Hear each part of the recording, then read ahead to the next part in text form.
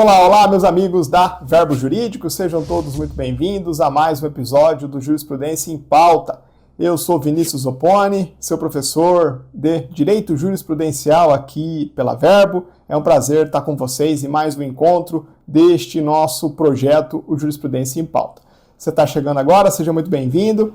Você que já é aluno regular do nosso projeto, seja bem-vindo também. É um prazer estar com vocês. Vamos seguir na nossa caminhada da jurisprudência do Supremo Tribunal Federal. Para quem não me conhece, eu sou promotor de justiça aqui no estado de Santa Catarina, sou especialista e mestre em direito, sou professor da casa da Verbo Jurídico, em matérias como direito constitucional, direitos humanos, direito eleitoral, enfim, a gente está aqui trabalhando pela Verbo em busca de oferecer sempre produtos e cursos de uma alta qualidade e um alto rendimento para a sua construção, para a construção da sua aprovação.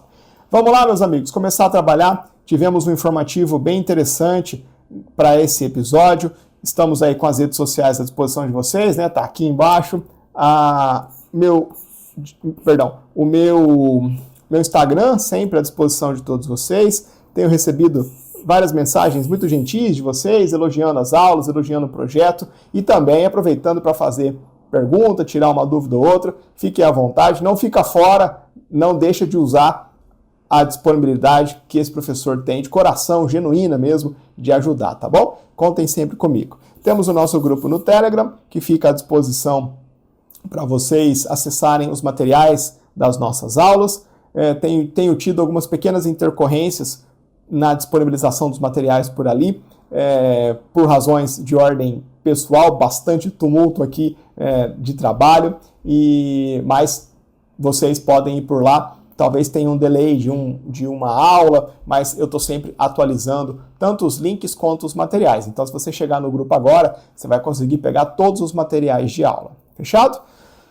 Meus caros, episódio 87, informativo 1165 do Supremo Tribunal Federal, um informativo bem rico de julgamentos. Nós tivemos aqui 8 julgados noticiados. Eu vou selecionar entre 4 e 5 julgamentos com vocês. Tivemos algumas questões tributárias que acabam sendo de importância um pouco mais reduzida. Tivemos um julgadinho bem básico de conflito de competência legislativa, uma lei estadual lá regulando uma profissão, a profissão de bombeiro civil. O Supremo vai lá, diz, lei estadual inconstitucional por usurpação de competência privativa da União para legislar sobre o direito do trabalho e profissões. Bem básico. Os julgados mais trabalhosos, mais tormentosos, eu trago aqui para a gente poder fazer um estudo não apenas de atualização, mas de aprofundamento, um estudo um pouco mais verticalizado. E aí, meus caros, já estamos na pauta do Supremo de 2025, né? A gente sempre trabalha com um pequeno delay de 2, 3, às vezes 4, mas em geral dá 2 ou 3 informativos. E eu já expliquei isso para vocês, vou apenas reiterar. Por que eu não trabalho com informativo? Ele sai na quarta, quinta-feira ali, já pego e dou a aula na sexta. Por que eu não faço isso? Porque eu gosto de dar um tempo para que as publicações do julgamento noticiado, saiam, né, no site do Supremo. Então, às vezes, você tem um informativo noticiando um julgado, mas eu não tenho ainda a ementa do julgado e a íntegra do julgamento. E eu padeço do mal de ser extremamente meticuloso. Eu acho que você pode concordar comigo que eu sou um professor meticuloso. Eu não gosto de deixar nenhum pelo, né, para trás, não vou atrás de todos os detalhes. E eu só consigo fazer isso tendo acesso à íntegra do julgado. Então, eu prefiro esperar sair a ementa, a íntegra do julgamento, do que pegar o informativo ali 2, 3 dias depois do lançamento. E para fins de prova não tem nenhum prejuízo. Essas 2, 3 semanas que ficam, né, as provas não exploram o julgamento da semana passada. A prova é feita com 20, 25 dias, um mês antes da data da sua aplicação, e na prática não gera nenhum prejuízo para vocês, tá bom? Então, só deixando esse registro, né? A gente já está no ano de 2025, julgamentos já de fevereiro de 2025, noticiados no informativo, estamos aí praticamente dentro de uma contemporaneidade com aquilo que tem sido discutido no Supremo. Vamos trabalhar? O que saiu nesse informativo? 2 temas de repercussão geral, 4 ADIs, uma ADO e uma ADPF. Fechado? A gente vai ver um tema de repercussão geral, a ADO, a ADPF e uma ADI no mínimo, tá bom? Vamos ver como é que caminha o nosso ritmo de aula aqui. E aí vamos começar. Vamos começar com um julgado bem interessante, pessoal. Um julgado sobre direito administrativo, cujo tema de fundo é serviços públicos. Lá dentro do direito administrativo tem um tema que eu sempre achei muito interessante de estudar, que é o tema dos serviços públicos. Tema relativamente... é um tema médio para o direito administrativo, né? Uma matéria que tem dentro de si licitações, tema super difícil, improbidade, tema um pouco mais trabalhoso, mas também tem aqueles teminhas mais gostosos de administrativo, ato administrativo, poderes, são temas mais interessantes, então, mais leves. Então, serviços públicos vamos qualificar aqui como um tema intermediário de nível de dificuldade. De todo modo, o que são os serviços públicos? Vamos recobrar algumas premissas em torno de serviços públicos para a gente poder avançar. Julgado importante de 2025, mas que vai nos permitir falar sobre entendimentos pretéritos do Supremo Tribunal Federal, que é sempre uma boa pedida. O que são os serviços públicos? Se você abrir um bom manual de direito administrativo, daqueles parrudos mesmo, você vai encontrar a construção doutrinária no sentido de que há várias correntes, há várias escolas dentro do direito administrativo que buscam explicar o que se entende por serviço público. Parece algo simplório, mas não é. Quando a gente vai em busca da essência desse conceito, a doutrina se pega e se quebra de discussão sobre o que são serviços públicos. De todo modo, em linhas gerais, nós podemos entender serviços públicos como atividades de interesse de toda a coletividade que serão essas atividades exercidas pelo Estado de maneira direta ou indireta, com a finalidade de satisfazer, de preencher necessidades essenciais, necessidades relevantes de toda a sociedade. E os serviços públicos vão ser prestados, vão ser disponibilizados dentro de uma roupagem, de uma moldura, de um regime jurídico predominantemente de direito público, caracterizado por várias ideias, várias balizas que nós já extraímos do texto constitucional e também da lei que rege, ou da legislação que rege serviços públicos. Então aqui a gente tem princípios como o da continuidade dos serviços públicos, o da eficiência nos serviços públicos, enfim. Então, em linhas gerais, eu consigo, com essas poucas palavras, te apresentar as ideias centrais na definição de serviços públicos. São atividades de interesse coletivo, exercidas pelo Estado de maneira direta ou indiretamente, com a finalidade de satisfazer necessidades da coletividade, necessidades essenciais, relevantes da sociedade, que vão estar sujeitas a um regime predominantemente de direito público e caracterizada por uma série de balizas que nós extraímos do texto constitucional e também da legislação, como, por exemplo, o princípio da eficiência, o princípio da continuidade, o princípio da modicidade das tarifas, dentre outros. Ótimo. Vamos agora escapar um pouquinho do direito administrativo e conectar essa matéria com o direito constitucional. Se serviços públicos orbitam, direto ou indiretamente, uma atuação do Estado brasileiro e, portanto, da Federação Brasileira, dos entes federativos brasileiros, como é que se dá, como é que funciona a prestação de serviços públicos à luz da Constituição Federal? Nesse ponto, a Constituição Federal não é muito didática, por assim dizer, ela não facilita o nosso trabalho.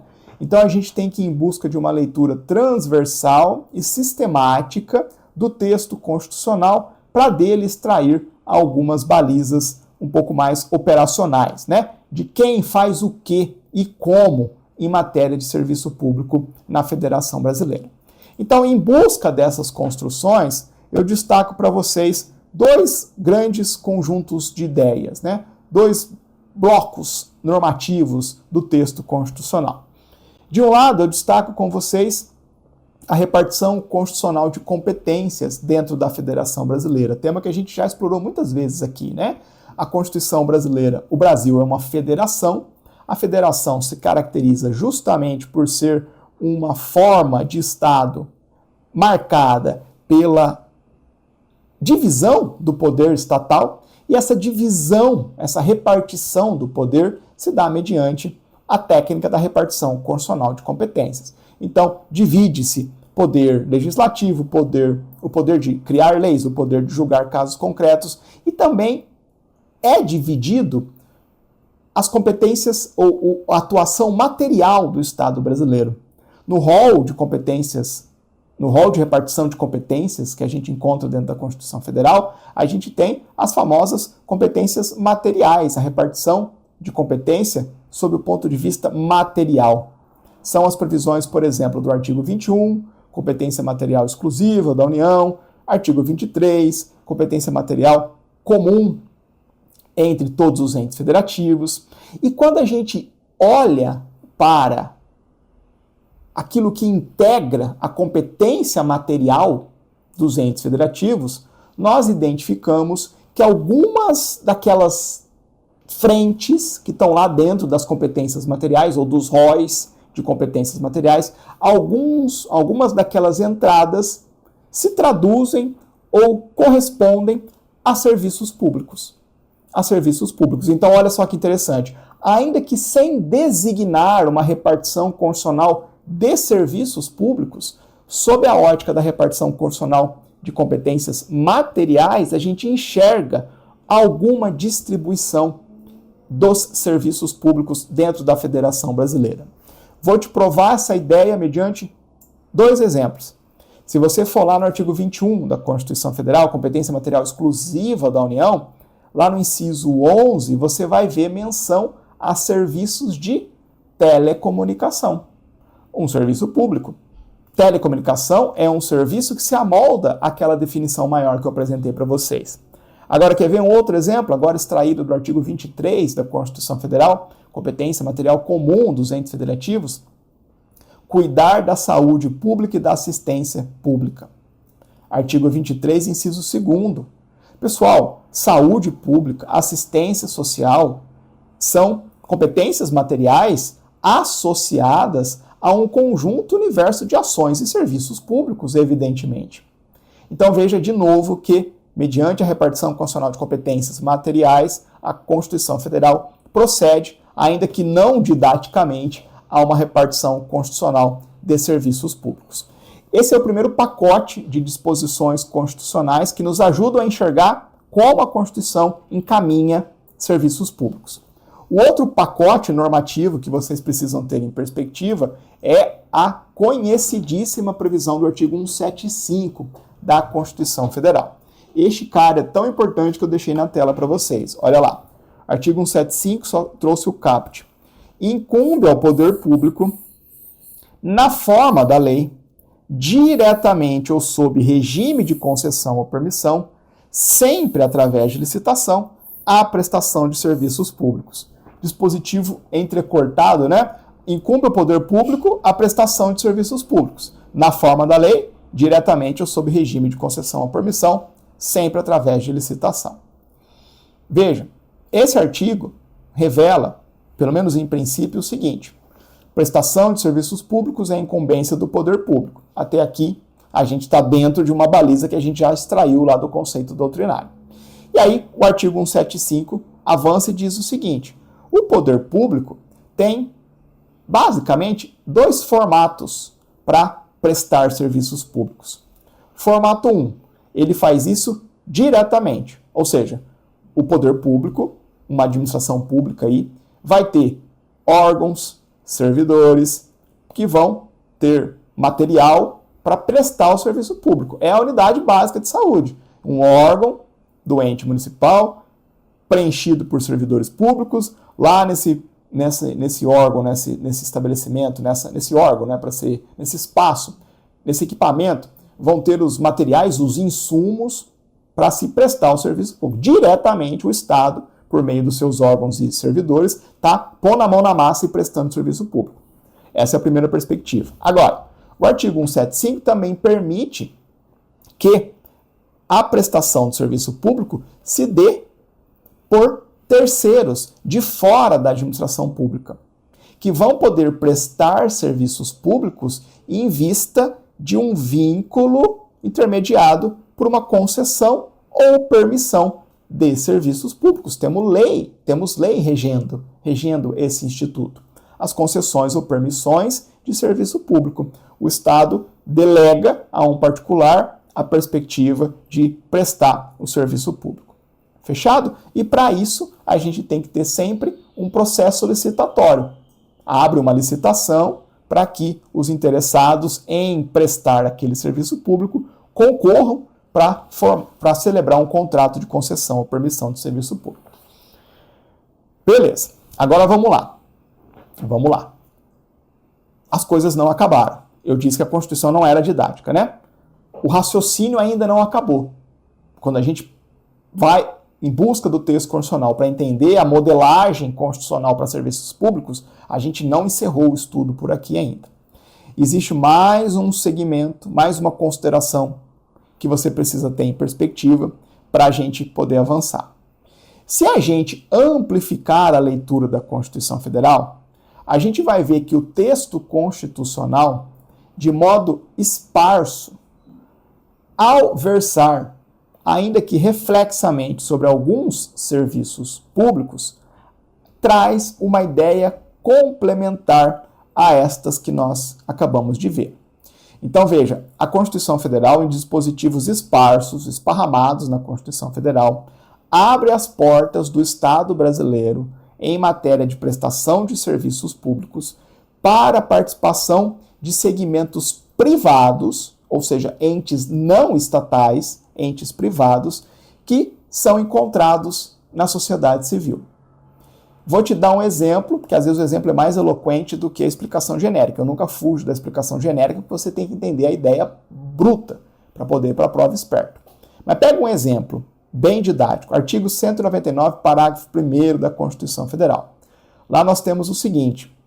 O artigo 199 fala que a saúde é livre, é iniciativa privada, ok? Então a gente vai ter a saúde do Estado e a saúde privada.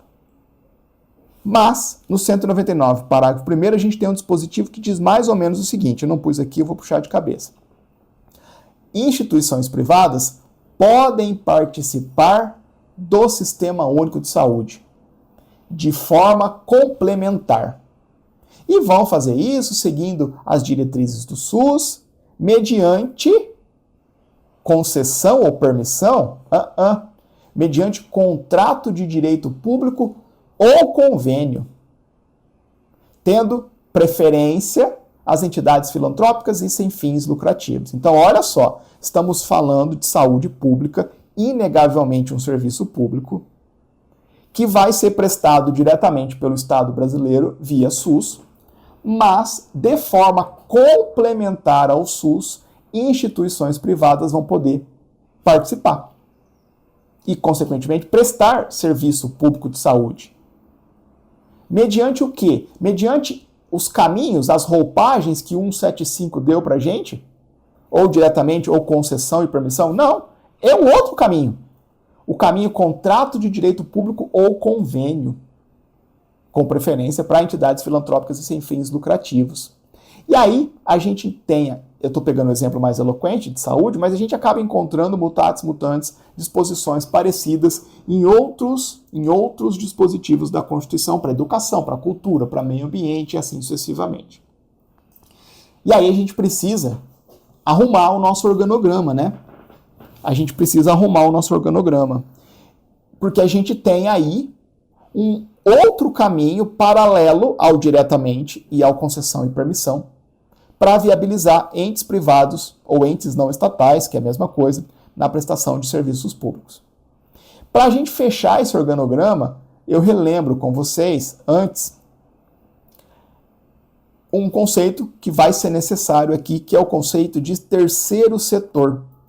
Terceiro setor. Outro tema do direito administrativo, esse é um pouquinho mais trabalhoso, cheio de detalhes, mas que é, grosso modo, relativamente simples para aquilo que a gente precisa aqui. O terceiro setor fica difícil não na ideia mãe, né? Fica difícil no melindre ali, na legislação de terceiro setor, que eu sempre achei uma legislação difícil. Uma legislação difícil. Então, o que é o terceiro setor? O terceiro setor é um conjunto de atividades, de segmentos, de entidades privadas, sem fins lucrativos, que se dispõem a atuar em colaboração com o Estado na promoção de atividades de interesse social, de interesse coletivo, especialmente em áreas de relevância social como educação, saúde, cultura, assistência, meio ambiente. Então a gente tem, olha só que interessante, nós temos entes privados, organizações privadas, exercendo ou se dispondo a trabalhar em áreas de relevância pública, sem integrar a estrutura do Estado. E para isso, para viabilizar essa disposição de entes privados de trabalhar em colaboração com o Estado, sem integrar o Estado, de fora, trabalha de fora, mas com vínculos com o Estado, esse vínculo orientado justamente pela perspectiva dessas entidades desempenharem, promoverem atividade de interesse público. Para a gente fazer isso, o Estado, a legislação brasileira, o direito brasileiro, concebeu formatações para essas entidades do terceiro setor. Formatações para essas entidades do terceiro setor. Entidades do terceiro setor vão poder fazer essas pontes com o Estado brasileiro mediante as entidades conhecidas como organizações sociais, organizações de sociedade civil de interesse público, a própria legislação do marco das organizações sociais, enfim, a gente tem aqui várias formatações por meio das quais essas entidades do terceiro setor conseguem fazer vínculo com o Estado brasileiro e atuar colaborativamente, atuar em colaboração com o Estado no desempenho de atividades que são de interesse público, de interesse social, de relevância social. Em outras palavras, a gente está antevendo aqui, nós estamos enxergando aqui, que mediante o terceiro setor, a partir das interações do Estado com o terceiro setor, a gente vai ver essas entidades privadas dando vida para aquele caminho de prestação de serviços públicos por intermédio de entidades privadas que, por exemplo, o artigo 199 colocou à disposição. Então, essa outra perspectiva do Estado prestar serviço público mediante participação de entidades privadas vai se concretizar prioritariamente por meio desses arranjos como OS, OCIP. E isso dá a cara do terceiro setor. Fechado? Ótimo. Tá faltando um raciocínio que eu não vou antecipar, porque senão eu dou spoiler do julgado. No julgado as coisas vão fechar bem tranquilas aqui. Revisamos as premissas, vem o objeto da ADI. Nessa ADI, discutiu-se, teve como objeto uma lei estadual que fazia o seguinte, uma lei estadual que criava um programa de descentralização da execução de quê? De serviços sociais. Para quem? Para as entidades do terceiro setor. Uma lei estadual criando um programa no âmbito daquele estado para descentralizar a execução de serviços sociais, descentralizar, tirando do estado e transferindo, descentralizando para entidades do terceiro setor. Bateram na porta do Supremo e falaram, essa lei é inconstitucional. Por quê? Dois argumentos.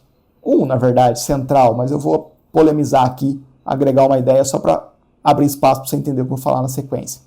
Será que essa disposição, essa lei aqui, não violaria o artigo 175 da Constituição Federal, permitindo essa terceirização do serviço público para o terceiro setor, sem ser por meio do mecanismo alternativo ali do 175, concessão ou permissão por licitação?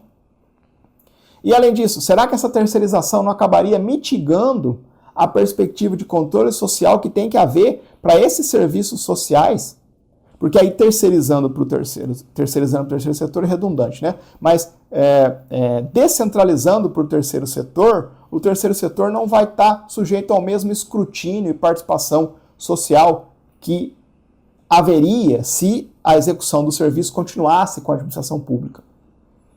Discussão, em síntese, no Supremo, pessoal, sobre a modelagem de serviço público à luz da nossa Constituição Federal. E aqui a gente tem um entendimento que eu preciso que você leve para a prova. O Supremo reconheceu que as normas que essa lei estadual é constitucional. Na verdade, o Supremo julgou a ADI parcialmente procedente apenas para dar uma interpretação conforme a essa lei, como a gente vai ver lá no final. Mas o que eu quero que vocês levem para a prova é o seguinte. O Supremo, aqui em 2025, reiterou uma compreensão que ele, Supremo, já tem acerca do artigo 175 da Constituição Federal e, consequentemente, sobre essa roupagem de serviços públicos que a Constituição nos oferece.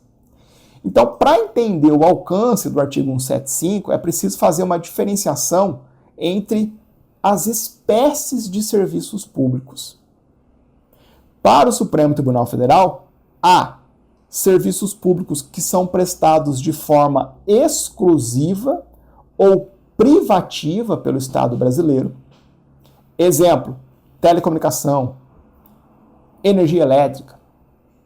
E aí, para esses serviços públicos, o Estado está preso, o Estado brasileiro está preso às disposições do artigo 175 da Constituição Federal. Ou seja, ou ele presta diretamente, de per si, ou ele faz licitação e permite a prestação via contratos de concessão ou permissão. Então, o alcance do artigo 175 está sobre os serviços públicos prestados de forma exclusiva ou privativa pelo Estado. E a referência do artigo 175, que vale para que está lá na Constituição Federal, é a mesma para os demais entes federativos. Então, um Estado-membro, quando estiver lá prestando ou diante de um serviço público da competência dele, Estado, que seja privativo ou exclusivo, o Estado somente vai poder fazê-lo nos termos do artigo 175, ou diretamente, ou mediante concessão ou permissão. Beleza, essa é a primeira categoria de serviços públicos. Agora, em paralelo, o Supremo reconhece a existência de serviços públicos sociais. Serviços públicos sociais. Serviços públicos que tocam a áreas como saúde, educação, cultura, proteção ao meio ambiente. E aí olha a sacada importante. Para esses serviços públicos essenciais, a Constituição Federal não pré-determinou uma forma específica de prestação desses serviços. Claro, o Estado, o ente federativo, competente para aquele serviço, sempre vai poder prestar o serviço público diretamente. E aqui, mesma coisa. Nos serviços públicos sociais, se o Estado quiser ele próprio, pelas suas próprias forças, órgãos e servidores e insumos, prestar o serviço, beleza. Agora,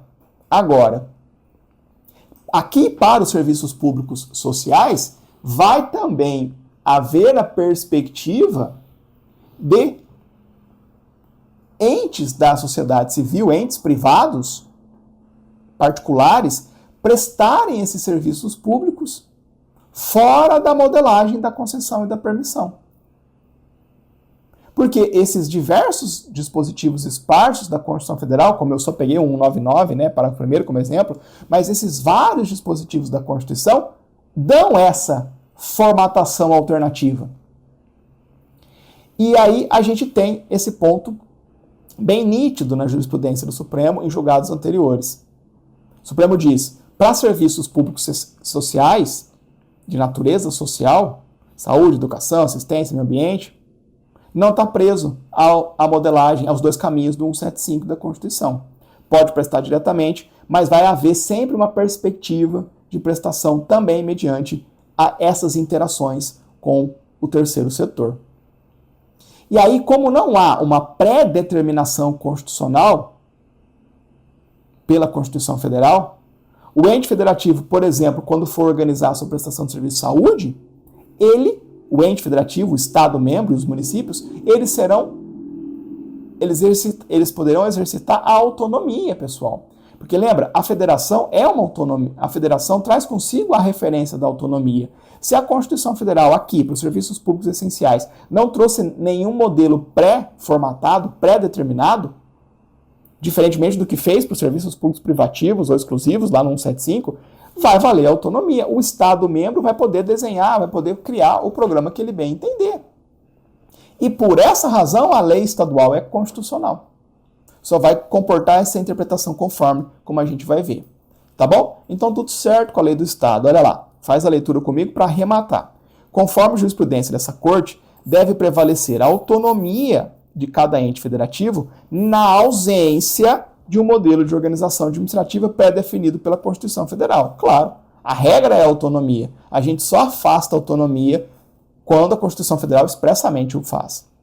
Nesse contexto, é constitucional a prestação de serviços públicos sociais por entidades do terceiro setor, pois a margem político-administrativa, ou seja, a margem de autonomia para a adoção desse modelo na gestão, esse modelo de gestão, no caso de serviços que não necessitem ser prestados de forma exclusiva ou privativa pelo Estado. Fechado? Vamos seguir? Olha lá. A atuação das entidades de terceiro setor, entre as quais se incluem as organizações sociais, as organizações de sociedade civil de interesse público e as organizações de sociedade civil, aqueles três formatos, né, de interação do Estado com o terceiro setor, a atuação deve se pautar pelos princípios que orientam a atuação estatal, apesar de elas não integrarem o conceito constitucional de administração pública. Não é administração pública, é terceiro setor. Então, veja, o Supremo está aqui tirando uma segunda preocupação, né? Uma segunda preocupação. Ah, tá. Então tá bom, pode entrar terceiro setor. Mas aí é 100% privado? É a entidade lá que vai tocar o serviço público como quiser? Não. Não. O regime privado dessas entidades vai ceder em diversos aspectos para a incidência de normas impositivas de direito público. Elas não integram o conceito constitucional de administração pública, mas toda a principiologia da administração pública alcança as entidades do terceiro setor na medida em que elas tenham vinculação com o Estado. Aí vem o Supremo, avançando para o caso. Na espécie dos dispositivos impugnados, apenas viabilizam a escolha político-administrativa do Estado-membro, cuja opção é admitida constitucionalmente. O Estado, por lei, está tomando a sua decisão sobre como ele vai conduzir pelo menos uma parcela dos serviços públicos sociais. Vai fazer mediante descentralização para entidades do terceiro setor. E o controle social? Ah, vamos fechar a porta do terceiro setor porque não tem controle social. Não, de novo, tem controle social. A principiologia da administração pública alcança o terceiro setor. O controle social pode ser realizado de diversas maneiras, não se restringindo à participação direta. Dessa forma, não se pretende reduzir a participação da comunidade, pois no curso do procedimento de descentralização são assegurados outros mecanismos fiscalizatórios, em especial as regras relativas à seleção pública, ao controle do Tribunal de Contas e do Ministério Público. Ah, estão fazendo lá um convênio com o OCIP de maneira direcionada. Leva para o Ministério Público, denuncia no Tribunal de Contas. Tá torto o processo seletivo de qual entidade da sociedade civil participar? Denuncia. Controle também. Com base nesses e em outros entendimentos, o plenário, por unanimidade, julgou parcialmente procedente a ação a fim de conferir interpretação conforme a Constituição para assentar que o procedimento de descentralização da execução dos serviços públicos não exclusivos para as entidades do terceiro setor, regulado pela lei lá de Minas, deve ser conduzido de forma pública, objetiva e impessoal, balizas da principiologia da administração pública entrando aqui, em observância aos princípios do 37 caput, sem prejuízo da fiscalização do MP e do Tribunal de Contas quanto à utilização de verbas públicas. Fechado? Julgado importante, estrutural, para você entender o desenho, o funcionamento da Federação Brasileira nesse tema relevantíssimo que são os serviços públicos. Fica o resumo aí para vocês. Vamos seguir? Vamos seguir? ADO 85. ADO 85. Julgado importante, para direito constitucional e também para direito do trabalho. Direito do trabalho. E aí eu quero começar, falando de ADO, ação direta de inconstitucionalidade por omissão, eu quero começar trazendo para vocês algumas linhas gerais sobre o controle das omissões estatais. Sempre falo isso em aula, pessoal. É sempre um tópico introdutório quando a gente está aqui estudando um julgamento do Supremo em sede de ADO, em sede de mandado de injunção, às vezes até mesmo um ADPF que controla a omissão é possível, né? A gente já viu isso. Lembra comigo, meus caros, o neoconstitucionalismo é uma etapa contemporânea do constitucionalismo em que várias balizas, várias perspectivas foram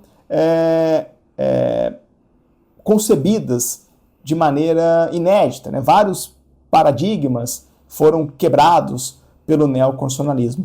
Uma nova forma de pensar a Constituição e a força normativa que dela emana. Então, uma dessas construções típicas do neoconstitucionalismo é a perspectiva de controle das omissões estatais. A força normativa da Constituição passou a revelar a visão de que a Constituição é norma jurídica, que tem que ter aptidão, densidade normativa para reger casos mesmo, ser aplicadas. Não é mais uma referência, um conjunto de referências político-institucionais que deve orientar o caminho do Estado. Não, a Constituição é norma jurídica, tem força normativa, tem que reger a atuação do Estado como um todo. Dessa visão de força normativa da Constituição, que é um dos marcos teóricos lá do neoconstitucionalismo, extrai-se a perspectiva de um controle de constitucionalidade das omissões estatais. O neoconstitucionalismo e a força normativa da Constituição permite concluir que tão grave como violar a Constituição, fazer algo que a Constituição proíbe, é deixar de fazer algo que a Constituição determina. Agir contrariamente à Constituição é ruim e é inconstitucional. Deixar de fazer algo que a Constituição determina é ruim e é inconstitucional. E ambos os fenômenos são inconstitucionais, são de inconstitucionalidade e que precisam ser controlados, rechaçados, para se manter a força normativa da Constituição. E essa perspectiva de controle de omissões que violam a Constituição, omissões inconstitucionais, trouxe um desafio operacional novo. Nós já tínhamos algum instrumental, a sociedade, os estados constitucionais, eu quero dizer quando eu digo nós, né, já tinham algum instrumental de controle de constitucionalidade, difuso, concentrado, toda uma modelagem já pré-existente, mas tudo isso talhado, pensado para derrubar atos que violavam deliberadamente a Constituição. Uma lei que viola um direito fundamental, uma lei que é editada por um ente incompetente. Agora, como é que a gente vai controlar o não fazer inconstitucional? Como é que a gente controla uma postura negativa? Foi preciso desenhar um instrumental novo, em termos operacionais. E aí cada ordenamento jurídico constitucional, mundo afora, foi desenhando os seus mecanismos. No direito brasileiro, a gente tem, principalmente, dois instrumentos que foram concebidos para controlar omissões inconstitucionais. O mandado de injunção e a ADO. Aqui a gente está com uma ação direta de inconstitucionalidade por omissão. Fechado? A ADO tem expressa previsão constitucional no artigo 103, parágrafo 2º da Constituição Federal. Ele é um dispositivo um pouco pobre, mas ele diz mais ou menos o seguinte, pobre porque ele não detalha tanto a ADO. Ele diz assim, declarada a inconstitucionalidade por omissão de medida para tornar efetiva uma norma constitucional, o que o Supremo faz? Está lá no 103, né? Tem que dar ciência ao poder competente para adotar as providências necessárias. E, se o poder competente for um órgão administrativo, deve fazê-lo em 30 dias. 30 dias. Tranquilo? Beleza. A ADO foi admitida pelo Supremo Tribunal Federal tão logo editada a Constituição Federal de 88. Ela era tratada como uma espécie de ADI até mesmo. Você pegar ADOs antigas, nem tinha categoria ADO no catálogo do Supremo. Era uma ADI. Uma ADI por omissão, né? Uma ADI voltada à omissão. E aí lá em 2009 tentaram tapar o buraco, a falta de legislação sobre a ADO, mesmo ela já sendo admitida e processada pelo Supremo. Eles foram lá e criaram a Lei 12.063 de 2009, que alterou a Lei 9868 de 99. A Lei 9868 versava sobre a ADI e a ADC. Vem a Lei 12.063 de 2009 e regra a ADO nos artigos 12A e 12H. Beleza. Linhas gerais sobre a ADO para vocês aqui bem rapidamente. Legitimidade ativa para a ADO é a mesma da ADI, da ADC, 103 da Constituição Federal. Objeto da ADO, uma omissão inconstitucional, correto? Óbvio.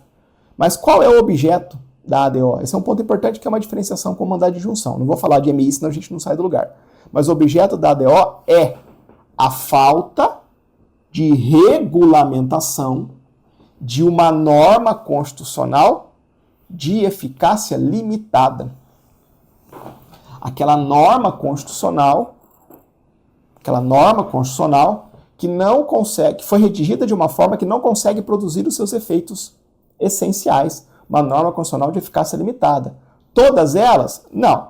As normas constitucionais de eficácia limitada de princípio programático e aquelas de princípio institutivo de natureza impositiva, que não é uma faculdade se criar um instituto, é uma imposição.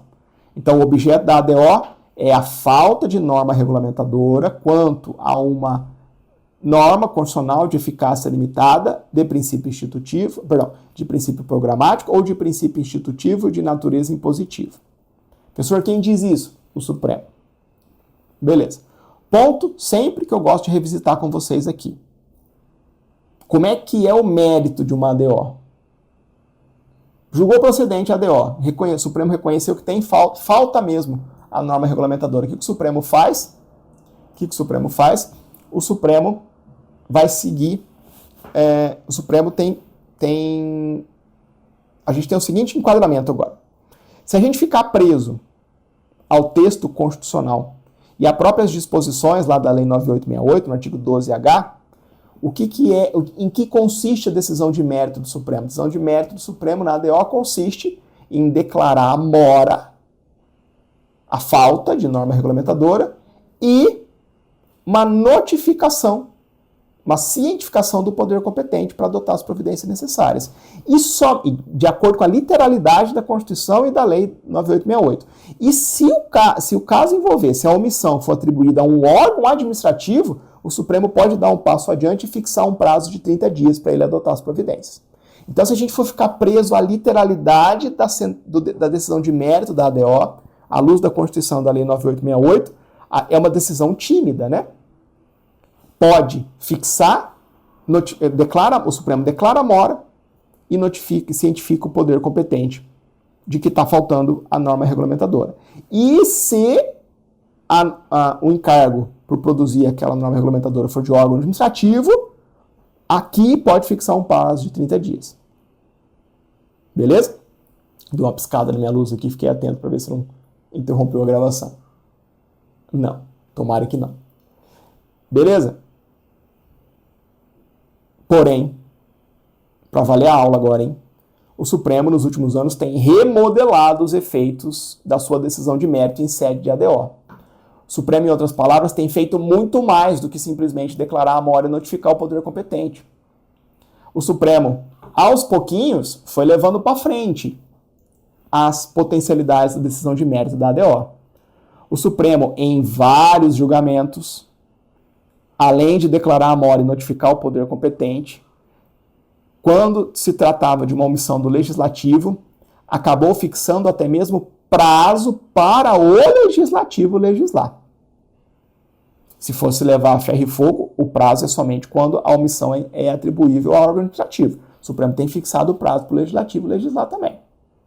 E pasmem, em alguns poucos exemplos, o Supremo tem dado mais um passo adiante. O Supremo tem feito assim, ó. Vou declarar a mora, vou constituir em mora o Legislativo e vou dar um prazo para ele legislar, mas já vou falar para ele que, se ele não fizer a lei no prazo que eu estou dando, eu já vou dar uma solução. ou eu já vou direcionar alguma solução aqui. Eu já vou direcionar alguma solução. Meio que suprindo a omissão do legislativo. O que já é alguns passos adiante do que a literalidade do 103, parágrafo 2º permitia. Beleza? Estou amplificando o estudo da ADO para a gente poder valorizar esse julgamento aqui. É sempre um tema interessante. Dito isso, pessoal, a ADO 85 é bem simples. Bateram na porta do Supremo e falaram: Supremo, estou lendo a Constituição aqui e estou vendo que o artigo 7º, inciso 11, até hoje não conta com uma lei regulamentadora. O que diz o artigo 7º, inciso 11?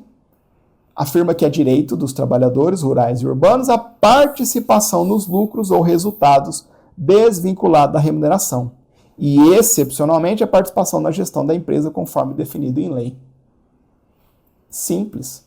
A ADO 85 indaga ao Supremo da falta de norma regulamentadora desse dispositivo. É uma norma de eficácia limitada? Sim. Por quê? Porque só com ela a gente não consegue extrair os efeitos essenciais almejados pela norma. Só com ela, amanhã, um trabalhador, ou imagina, no dia 6 de outubro de 88, um dia depois da promulgação da Constituição, será que um trabalhador poderia ir lá na empresa e falar: estou com o artigo 7º aqui, inciso 11 da Constituição Federal, cadê minha participação no lucro? Não dá, né? Não dá. Conforme definido em lei. Cadê a lei? Enquanto não vier a lei, não dá. Norma de eficácia limitada. De eficácia limitada. Tranquilo? Precisa instituir esse instituto, precisa instituir precisa delinear, pôr de pé esse instituto, a participação nos lucros ou resultados. E é algo impositivo, porque é um direito fundamental, tem que ser feito. Objeto da ADO. E aí, pessoal, não tem para onde correr, né? Óbvio que está faltando a norma regulamentadora. Óbvio que está faltando a norma regulamentadora. E, sem norma regulamentadora, nós temos um total prejuízo ao exercício desse direito fundamental. Nessa ADO, até se discutiu se uma ou outra previsão legal existente, que eu não vou detalhar aqui com vocês, não supriria, ainda que em parte, essa omissão. Mas veja que a ADO cabe contra a omissão total ou parcial.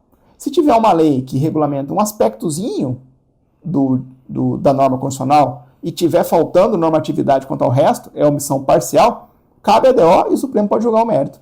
Tá bom? Então vamos ler aqui, daqui para frente fica bem simples. Veja, a inércia legislativa na regulamentação dessa matéria impede a efetividade do direito previsto no dispositivo constitucional citado, o qual, por se tratar de norma originária, possui mais de 36 anos. A lei tal, o Supremo começa a olhar a lei para ver, será que aqui não foi preenchida essa lacuna?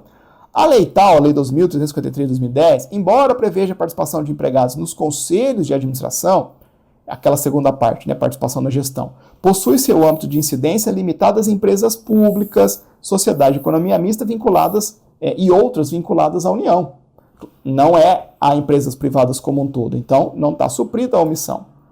Com relação às sociedades anônimas, a Lei 14.195 de 2021, que alterou a Lei de Sociedades Anônimas, também previu a participação de representantes empregados no Conselho de Administração de acordo com o respectivo estatuto.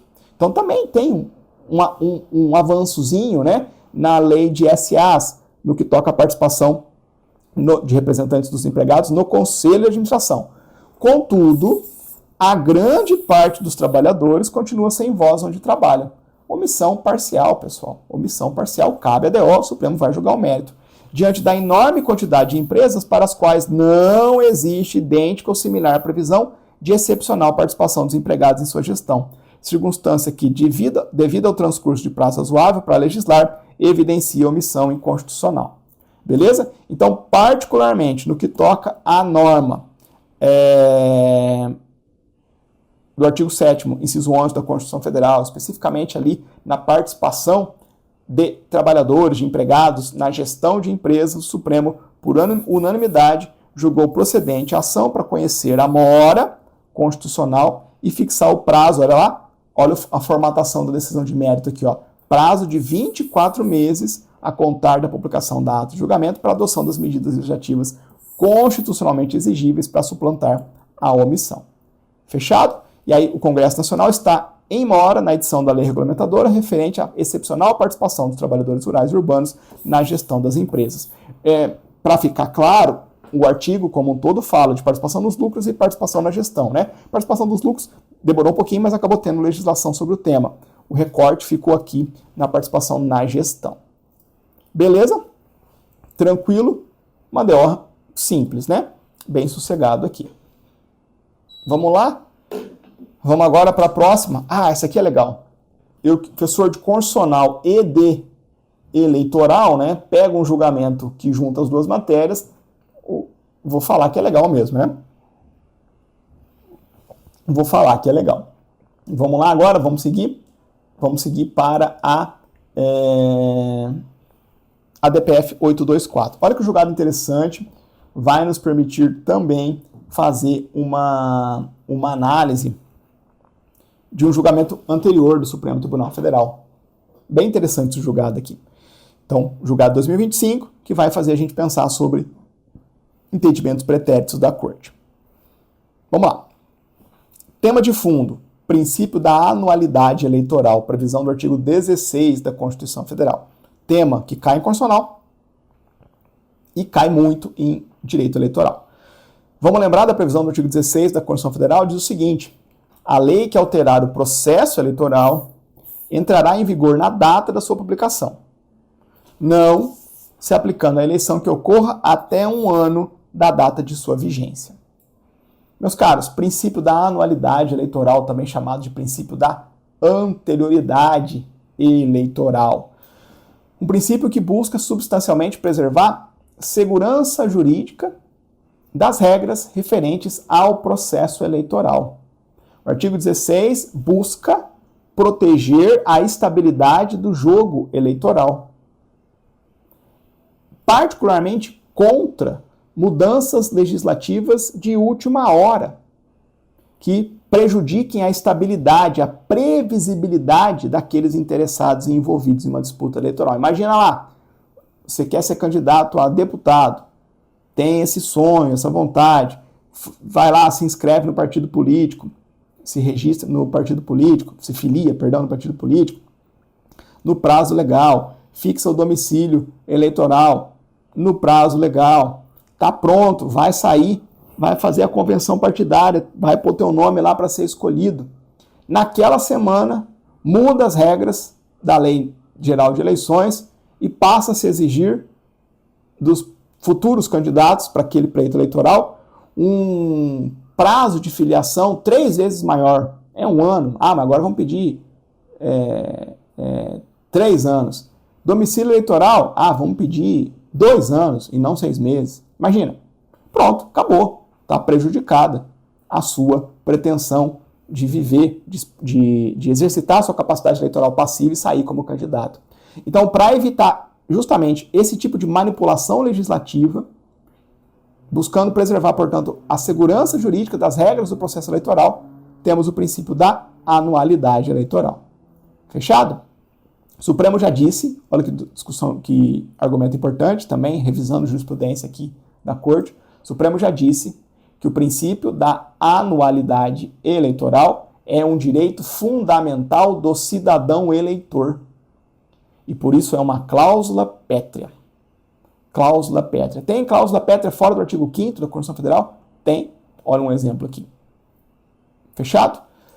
Esse artigo 16, dele nós extraímos 2 balizas temporais para preservar a segurança jurídica. Primeira baliza que a gente extrai é a seguinte: leis que alteram o processo eleitoral entram em vigor na data da sua publicação. Ponto. Pode ter vacácio legis para a lei que altera o processo eleitoral? Não, ela entra em vigor na data da sua publicação. Agora, essa é a primeira baliza. Segunda baliza é a que importa, né? Essa lei, mesmo entrando em vigor na data da sua publicação, não alcança, não vai ser aplicada à eleição que ocorra numa janela de 1 ano contado da vigência da lei, que é a data da publicação. Então, alterou a lei alterou o processo eleitoral, vigência, vigor na data da publicação. Daí em diante começa a correr o prazo de 1 ano. Se tiver uma eleição dentro dessa janela de 1 ano, aquela lei nova, que alterou o processo eleitoral, não incide. Por isso que, nos últimos 2 anos, felizmente, as coisas melhoraram um pouquinho. Mérito do então presidente do Senado, Rodrigo Pacheco, que segurou muito esse ímpeto do nosso Congresso Nacional. Mas, em geral, nós sempre tínhamos, lá entre junho, julho, agosto, setembro do ano anterior da eleição, uma mini reforma eleitoral. O que a turma fazia? Pensando na eleição do ano que vem, eles iam lá e davam uma chacoalhada na legislação eleitoral e todo mundo corria para aprovar ela, publicar ela, até setembro ali, né? Antes de 1 ano, antes de outubro, que se desse outubro ia cair na janela temporal que ia impedir sua aplicação na eleição de outubro do ano seguinte. Quem estudou um pouquinho mais de tempo já pegou a mini reforma eleitoral de 2014, a de 2015, a de 2016 e assim sucessivamente. Na verdade era de 2 em 2 anos, né? 14, 16, 18 e assim vai. Beleza? Ótimo. Isso é o básico sobre o princípio da anualidade eleitoral. Agora vamos lá, vamos aproveitar esse julgamento para revisar um ponto da jurisprudência do Supremo Tribunal Federal que a gente vai precisar para entender o objeto da DPF 824. Lendo o artigo, a gente vê que ele foi talhado e pensado para alcançar processos legislativos, preservar a segurança jurídica das regras eleitorais em vista de processos legislativos assodados, apressados, que queiram mudar a regra do jogo na proximidade de 1 ano de uma eleição. Não dá. Agora vem uma pergunta. E se o que mudar for jurisprudência, especialmente do TSE? Vamos pegar um exemplo forte. Tem uma súmula do TSE. Está lá, 20 anos a súmula do TSE, regendo estampando o entendimento da Corte Eleitoral Máxima, TSE, Tribunal Superior Eleitoral, sobre um ponto importante do processo eleitoral. E está todo mundo caminhando, se organizando, trabalhando com um processo eleitoral regido pelo entendimento do TSE na súmula tal.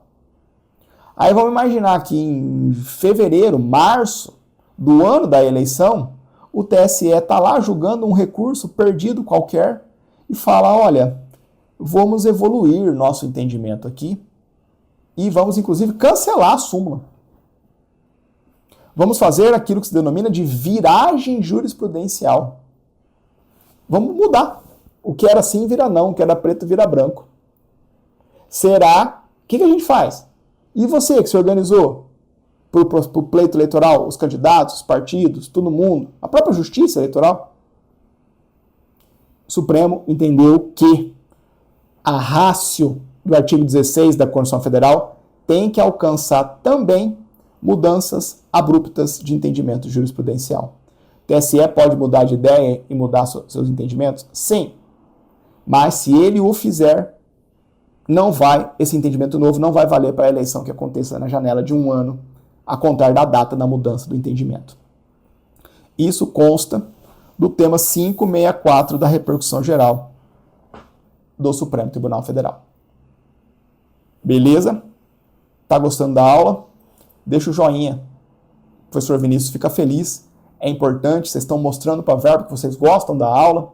E aí eu peço uma ajuda também para vocês. Compartilha o nosso Jurisprudência em Pauta. Tá assistindo a nossa aula? Coloca lá, marca o professor Vinícius, mas marca o perfil da Verbo também, para a gente circular esse nosso projeto, que é feito com tanto carinho aqui por mim. Tento ser sempre muito dedicado para esses nossos encontros e também conta com o apoio da Verbo, que disponibiliza esses nossos encontros de maneira gratuita para vocês no canal do YouTube. Então, deixa o joinha, compartilha o nosso projeto, se inscreve no canal da Verbo, segue a Verbo Jurídico lá no Instagram, tá bom? É a gentileza e o apoio, o suporte que eu peço para vocês. Ótimo. A DPF 824. Julgamento em que o Supremo Tribunal Federal vai simplesmente pôr à prova o seu entendimento. Esse do alcance de viragens jurisprudenciais pelo artigo 16 da Constituição. A DPF 824.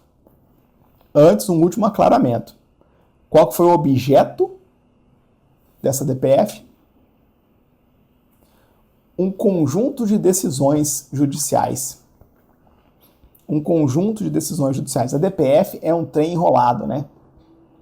O princípio da subsidiariedade faz caber na DPF muita coisa, inclusive um conjunto de decisões judiciais que consagram entendimento contrário a preceito fundamental. Pode ser objeto de DPF? Pode. Cuidado, não pode haver a DPF como sucedâneo recursal, como alternativa a recurso. Estou insatisfeito com a decisão de um tribunal, eu, legitimado ativo, né, não é todo mundo, vou ajuizar uma DPF pedindo que o Supremo rejulgar a causa. Não cabe a DPF como sucedâneo recursal. Não cabe a DPF como sucedâneo de ação rescisória. Estou com um trânsito em julgado aqui esquisito. Vou ajuizar uma DPF no Supremo. Não dá. Agora, o que pode é trazer para dentro da DPF um conjunto de decisões judiciais que consagram o entendimento que é tido como violador de preceito fundamental. Pode ser objeto da DPF? Pode. Esse é o nosso caso. Entenda o caso de fundo aqui. Entenda o caso de fundo, para a gente poder avançar. O legitimado ativo pegou uma decisão do pleno do TSE que tinha mais ou menos o seguinte teor. Não vou ficar muito preocupado com o teor da decisão do TSE em si, porque eu não estou noticiando o entendimento do TSE, estou noticiando o entendimento do Supremo. O legitimado ativo da DPF pegou, no partido político, pegou uma decisão do TSE que tinha um teor mais ou menos assim. Uma pessoa condenada por improbidade administrativa teve os direitos políticos suspensos. E mesmo nessa condição, essa pessoa foi lá e presidiu uma convenção partidária. Convenções partidárias são aqueles encontros que os partidos devem fazer para decidir se vai fazer coligação e selecionar os candidatos de uma eleição. E aí quem presidiu a convenção partidária foi uma pessoa condenada por improbidade com direitos políticos suspensos. Aí alguém quis derrubar a ata da decisão desse partido político tomada na convenção partidária, do seguinte sentido: olha, essa convenção é nula, ela foi presidida por alguém com os direitos políticos suspensos. Questão pinga na Justiça Eleitoral, chega no TSE. E o TSE disse assim, não é nula a convenção partidária por esse motivo. Por que não? Olha, porque a função de presidente da convenção partidária é uma função meramente de organização. Esse indivíduo não influencia o teor da decisão tomada pelos filiados do partido naquelas matérias que são decididas nessa convenção partidária. Então, não tem nulidade não, tudo certo. Aí o legitimado ativo olhou para essa decisão do TSE e falou, peraí. Viragem jurisprudencial, TSE. Você está mudando de ideia. Por quê? Agora entra o pulo do gato. Isso aqui a FGV vai fazer miséria. O legitimado ativo fez o seguinte, falou, tô aqui, com uma decisão monocrática desse ministro, uma decisão monocrática desse outro ministro, uma decisão monocrática desse outro ministro, todos dizendo que em casos como esse, a convenção partidária é nula, sim. E agora vem você, pleno do TSE, fazendo viragem jurisprudencial. Artigo 16. Quer mudar de ideia? Tudo bem. Mas esse entendimento aqui tem que valer para daqui a um ano. Esse entendimento novo tem que valer para daqui a um ano. E, portanto, você, TSE, tem que preservar o artigo 16 da Constituição Federal e aplicar a jurisprudência dizendo que a convenção é nula. E aí, informar para a comunidade jurídica que daqui a um ano, se chegar essa discussão de novo, vai passar a permitir. Não vai ser mais um entendimento de nulidade. A DPF 824. Falei que ia ser legal, né? E aí? Olha só que legal. O Supremo está aplicando o seu entendimento. O Supremo julgou a ação, a DPF, improcedente. Por quê? Bem simples, né? Para o Supremo Tribunal Federal, aquela decisão do pleno do TSE, que concluiu pela não nulidade, da convenção partidária, aquela decisão do TSE, não configurou uma viragem jurisprudencial. E, portanto, nós não estamos no cenário em que aquele entendimento do artigo 16 da Constituição Federal chega até as decisões do TSE. Se não há viragem jurisprudencial, se não houve mudança abrupta de jurisprudência pelo TSE, não incide aquele tema da repercussão geral, porque aquele tema da repercussão geral diz: tem que respeitar a anualidade, a decisão do TSE, que é uma mudança abrupta, é uma viragem jurisprudencial. Ué, mas como que não configurou uma... Por que não é viragem jurisprudencial? Porque o que está se comparando coisa diferente. A gente não pode falar que houve viragem jurisprudencial quando o passado está amparado apenas em decisões monocráticas.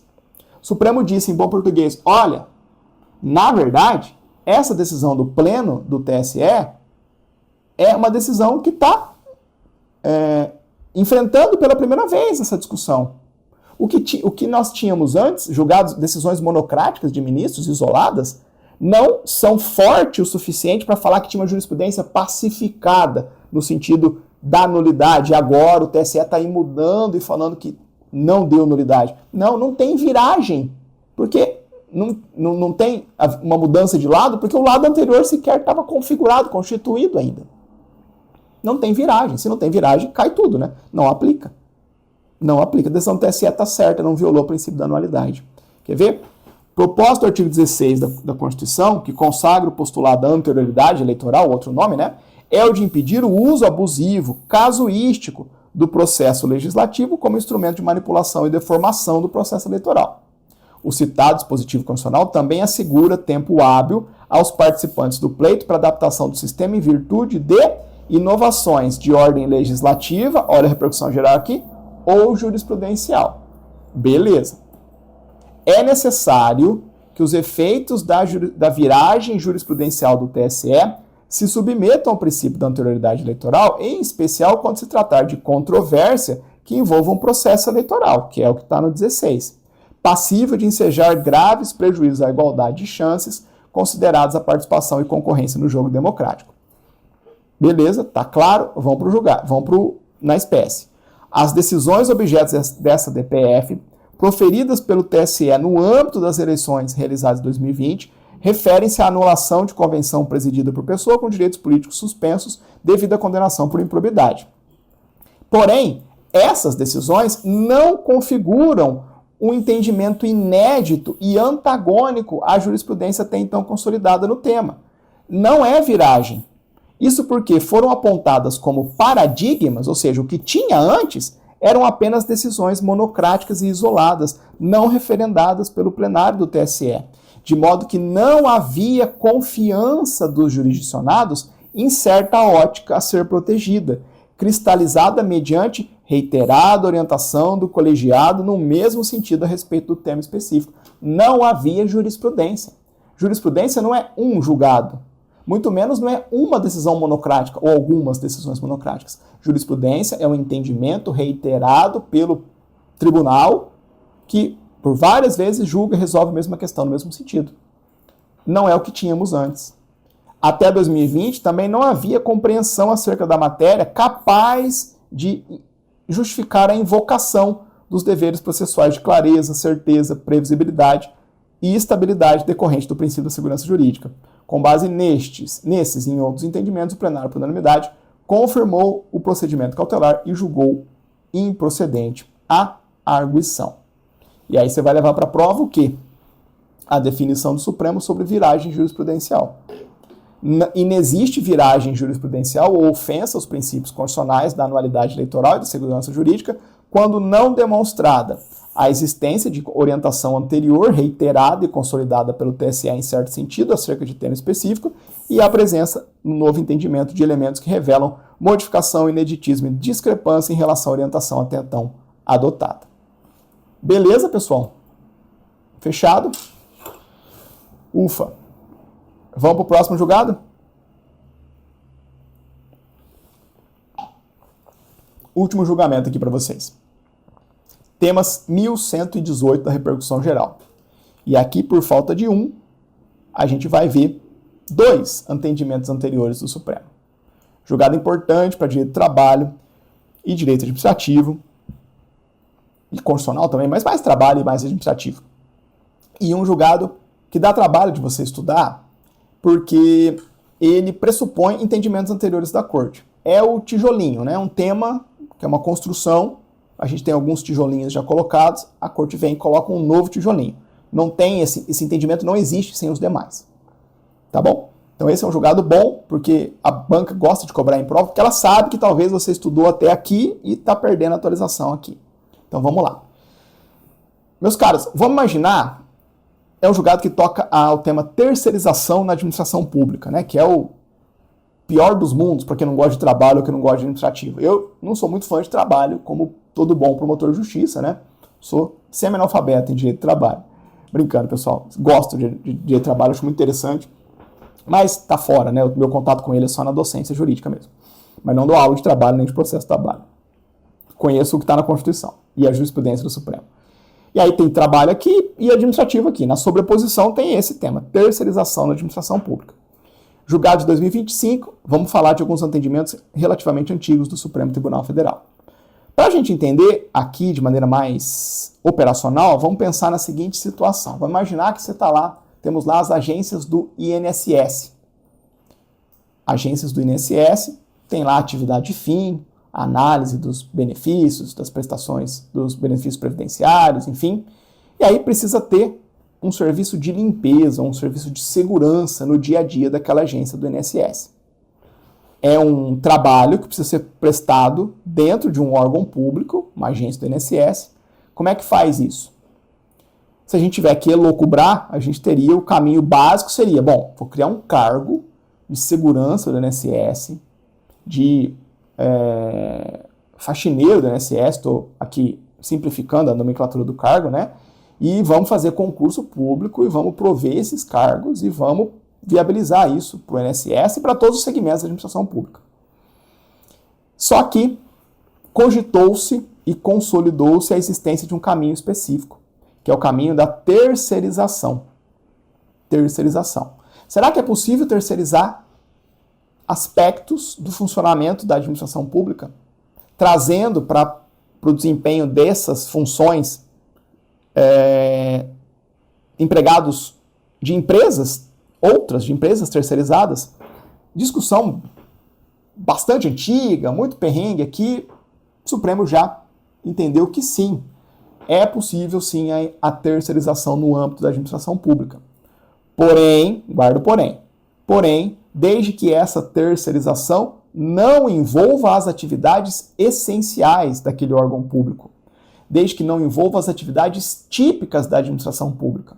Você pode terceirizar o segurança do INSS, mas o técnico ou o analista que vai fazer o atendimento, tomar as decisões e dar os encaminhamentos, aquilo lá é atividade essencial, típica daquele órgão. E isso não pode terceirizar. Agora, as atividades meio, por assim dizer, né? Serviços de limpeza, de segurança, paisagismo de um órgão público, por exemplo. Vamos ter um concurso para paisagista, para poder ir lá cortar as árvores do pátio de uma administração pública. Não dá. Pode terceirizar, sem nenhum problema. Beleza? Habilitada a via da terceirização com essa ressalva, com esse cuidado, com esse direcionamento apenas para atividade meio, não atividade fim, não atividade essencial, não atividade típica. Acabou? Não. Problema 2. Problema 2, aí a gente já dá um passo adiante da nossa discussão aqui. E se essa empresa terceirizada está lá, fez licitação, vai prestar o serviço, vai colocar o terceirizado dentro da administração pública, vamos imaginar que essa empresa terceirizada não respeita a legislação trabalhista desses seus empregados terceirizados que estão lá na administração pública. Vamos imaginar, tem lá os próprios seguranças, ou o pessoal que faz o serviço de copa na administração pública. Não está pagando o adicional noturno para o serviço de segurança. Não está pagando o 13º. Não está pagando o vale transporte. Está tendo omissões no respeito aos direitos trabalhistas do terceirizado. vem o problema. Vem o problema. Será que eu posso cobrar da administração pública? Será que eu posso projetar para a administração pública, que está recebendo a prestação de serviço daquele terceirizado, no final das contas, cobrar dela as verbas trabalhistas? E aí, para esse ponto, a gente já tem resposta do Supremo Tribunal Federal também. Essa resposta envolve, na verdade, uma previsão legal, um regramento legal desse tema, e a posição do Supremo Tribunal Federal. Então, vamos recobrar aqui. A solução, a base legal da solução desse problema está na Lei de Licitações. Tanto a lei antiga, a Lei 8666 de 93, quanto a lei nova, a Lei 14.133, 132, agora fiquei na dúvida se eu errei o número aqui, eu acho que é 133, de 2021, versam sobre a licitação e cuidam desse ponto. E os artigos são, lá na antiga, o 71, parágrafos 1º e 2º, e o 121, na lei nova, parágrafos 1º e 2º. Professor, por que você está falando de lei antiga? Porque o regulamento é basicamente o mesmo e a solução que o legislador deu lá na lei antiga, na 8666, foi aquela legislação avalidada por entendimentos anteriores do Supremo Tribunal Federal. Que aí depois a lei nova vem tranquila, né? Copia e cola com alguns ajustes, sabendo que já nasceu constitucional aqui, porque o Supremo já tinha dito que era. Tá. E como é que é esse regramento? Onde que tá? Como é que é esse regramento? De novo, está na Lei de Licitações Antigas, reproduzida na Lei Nova e já validada pelo Supremo na ADC 16 e no tema 246 da repercussão geral. Vou dar o desfecho. Como é que funciona esse regramento? O Supremo, validando a opção legal, a opção legislativa, diz o seguinte: se houver a omissão do emprego, do empregador, da empresa terceirizada, e ele gerar inadimplência trabalhista para o terceirizado, então vou reconstruir a frase porque ela ficou confusa. Qual que é o entendimento que a lei perfilhou, que o Supremo validou? É o seguinte: a inadimplência de verbas trabalhistas pela empresa terceirizada não transfere para a administração pública o dever de pagar os encargos trabalhistas. Não transfere. Não há responsabilidade nem solidária, nem subsidiária da administração pública no cenário em que a empresa terceirizada é inadimplente, deixa de pagar a verba trabalhista para o seu empregado terceirizado lá na administração pública. E o Supremo diz que isso é constitucional. Ausência de responsabilidade. Professor, não é tão difícil, né? Tem uma exceção. Vamos lá? Guarda a exceção comigo. A exceção leva em consideração o dever de fiscalização da administração pública. Então, na verdade, o cenário tem que agregar essa camada. Essa isenção de responsabilidade da administração pública, no cenário de inadimplência de encargo trabalhista de terceirizados, essa isenção de responsabilidade só vai subsistir, só vai ser a regra, nos casos em que ficar demonstrado que a administração pública fiscaliza corretamente a empresa contratada, para se certificar de que as coisas estão sendo feitas corretamente. Agora, se a administração pública não proceder à fiscalização correta, abre a exceção em que, por culpa em vigilando, ou culpa em eligendo, por culpa em vigilando, a administração pública vai passar a ter uma responsabilidade subsidiária pelas dívidas trabalhistas. Então a regra a construção final como regra, a administração pública não vai ter responsabilidade nem solidária nem subsidiária pelos encargos trabalhistas de uma empresa com os seus terceirizados, desde que ela, a administração pública, proceda à fiscalização correta daquele vínculo, daquela empresa. Agora, se ela não fiscalizar corretamente, habilita-se uma perspectiva de responsabilidade subsidiária por culpa em vigilando da administração pública. Beleza. Chegamos no tema 1111 da repercussão geral. 1118, né? 1118 da repercussão geral. Esse caso aqui traz uma questão subsequente a esses entendimentos, que a gente até conseguiria, talvez, extrair lá das discussões, mas, enfim, ficou pendente, não saiu na tese do tema 246. O Supremo entendeu pertinente afetar um novo tema de repercussão geral e aclarar uma questão subsequente que é muito importante. Bom, a questão é basicamente a seguinte: a gente acabou de ver que a eventual responsabilidade subsidiária da administração pública gira em torno do seu dever de fiscalização. Se fiscalizou, não tem responsabilidade, zero. Se não fiscalizou, tem responsabilidade. Daí imagina você, lá numa ação trabalhista, o empregado terceirizado ajuiza a ação contra a empresa por descumprimento de alguma coisa lá do contrato de trabalho, inadimplência de alguma verba trabalhista, e ajuiza também contra a administração pública e fala, a administração pública aqui, não fiscalizava. Pergunta que surge é a pergunta do tema 1118. Quem tem o ônus de demonstrar em juízo que não houve a fiscalização por parte da administração pública e, por conseguinte, deve haver responsabilidade subsidiária da administração pública? Será que na ação, é literalmente uma discussão processual, na ação, o ônus de demonstrar a ausência de fiscalização, o ônus de demonstrar a culpa em vigilando é do empregado, que ajuiza a ação contra a administração pública, ou da administração pública, demandada pelo empregado terceirizado? E aí? Questão difícil, né? Para mim, questão difícil. Eu não sei o que eu julgaria se eu estivesse lá. Não sei. O Supremo entendeu que o ônus é do empregado terceirizado. É do empregado terceirizado. Veja, a responsabilização subsidiária do poder público não é automática, pois depende da comprovação da culpa em eligendo ou vigilando, que decorre da obrigação da administração pública de fiscalizar contratos administrativos que são presumidamente válidos, legais e legítimos e, consequentemente, só podem ser contestados se houver idônea comprovação de irregularidade. Nesse contexto, é de quem aciona o judiciário o ônus de comprovar a efetiva existência de comportamento negligente ou nexo de causalidade entre o dano por ele invocado e a conduta comissiva ou omissiva do poder público na fiscalização dos contratos. Tá. Parece injusto pro empregado, né?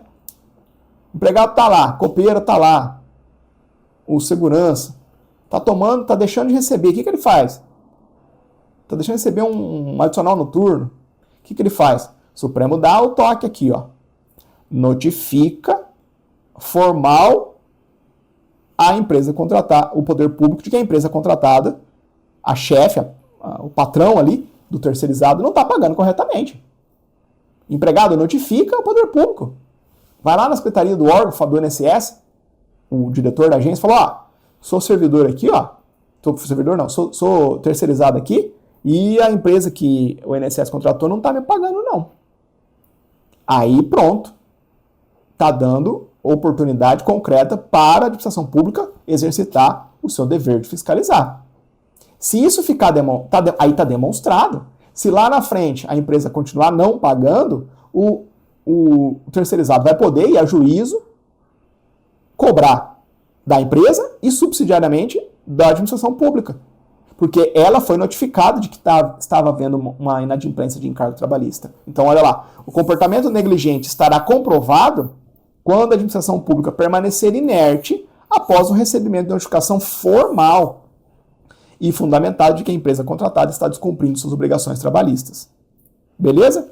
O Supremo vai e aplica o entendimento genérico aqui no caso concreto. Na espécie, o Estado de São Paulo questionou a decisão do Tribunal Superior do Trabalho que o responsabilizou de forma subsidiária por parcelas devidas a um trabalhador contratado por empresa prestadora de serviço, tendo em vista que os documentos apresentados pelo referido ente federativo não seriam suficientes para demonstrar a efetiva fiscalização ao pagamento das obrigações trabalhistas.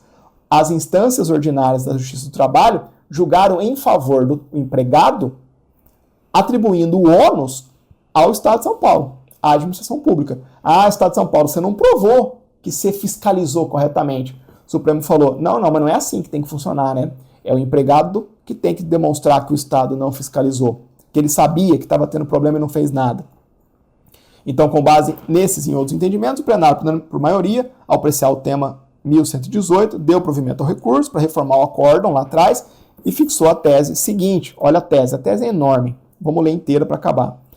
Não há responsabilidade subsidiária da administração pública por encargos trabalhistas gerados pela unidade de implemento de empresa prestadora de serviço contratado, se amparada exclusivamente na premissa da inversão do ônus da prova, conferindo o ônus para a administração pública, remanescendo imprescindível a comprovação pela parte autora da efetiva existência de comportamento negligente ou nexo de causalidade entre dano por ela invocada e a conduta comissiva ou omissiva do poder público. Haverá comportamento negligente, portanto, culpa em eligendo, responsabilidade subsidiária, quando a administração pública permanecer inerte após o recebimento da notificação formal de que a empresa contratada está descumprindo suas obrigações trabalhistas, enviada pelo trabalhador, pelo sindicato, pelo Ministério do Trabalho, pelo Ministério Público, pela Defensoria Pública ou outro meio inidôneo. Interessante, né? Não é só o empregado que vai se virar aqui. O sindicato pode fazer essa provocação, Ministério do Trabalho, Ministério Público, Defensoria Pública ou qualquer outro meio idôneo. E aí, constitui responsabilidade da administração pública garantir as condições de segurança, higiene e salubridade dos trabalhadores, quando o trabalho for realizado em suas dependências, local previamente convencionado. E aí, nos contratos de terceirização, a administração pública deverá exigir da contratada a comprovação de capital social integralizado compatível com o número de empregados, que é para ter patrimônio, né, em situação de judicialização, e adotar medidas para assegurar o cumprimento das obrigações trabalhistas pela contratada na forma da legislação, tais como condicionar o pagamento à comprovação da quitação das obrigações trabalhistas do mês anterior. Então tem lá um contrato de concessão, a administração pública vai pagar a parcela do mês para a empresa terceirizada, desde que ela vai lá e comprove que pagou os empregados dela, né, terceirizados, no mês anterior. Então tem como, né, fazer isso funcionar. E aí fica o resuminho para vocês também. Tá bom? Redes sociais à disposição de vocês e chegamos ao final de mais uma empreitada aqui do nosso Jurisprudência em Pauta. Espero que a aula tenha sido produtiva para vocês. A gente percorreu vários temas, né? Saímos de direito administrativo, direito do trabalho, constitucional puro, direito eleitoral, aquela bagunça boa que a gente gosta de fazer quando enfrenta a jurisprudência do Supremo, né? Os temas polivalentes, multidisciplinares, como sempre. Meus amigos, se Deus quiser, semana que vem estamos juntos novamente. É sempre um prazer estar com vocês. Obrigado pelo acompanhamento do projeto. Um forte abraço a todos, bons estudos e até uma próxima oportunidade.